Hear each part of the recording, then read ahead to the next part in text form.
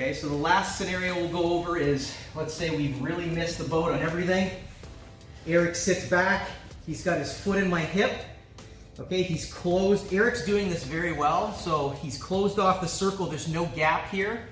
And Eric's long, so I can't really, it's hard for me to boot my toe through, okay? So he's already extending my foot. So I need to, my first priority is I have to get his foot off my hip.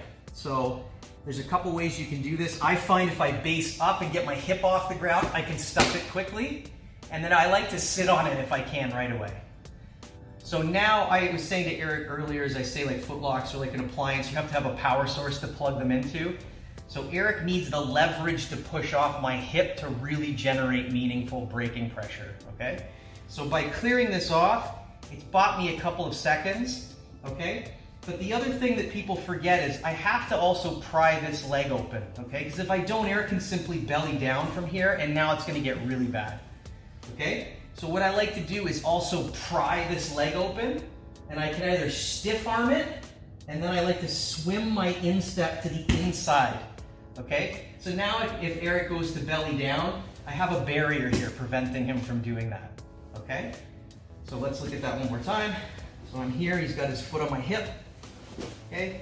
If I can also attack it this way, but sometimes people are really strong here. If that's the case, stuff, sit, and pry this open. If I can stiff arm it, great, and I'll bring my shin to the inside of his foot, okay? The other thing I can do from here too is a couple of options to either counter. If you just want to get out of the foot lock, just move your arm. I can now double up on my grip here and kick out. Or if you want, you can get a cross grip. Sometimes I like to start to attack mount from here, okay? If Eric's still holding on to my ankle, we can start to flow off into omoplatas, okay? So there's attacks there. And the final thing is, if you're more advanced and you want to counter somebody, we'll look at that as a final piece here as an option, okay? So I'm gonna clear this off, sit, I pry this open. Now that I have inside position, just rotate this way, okay?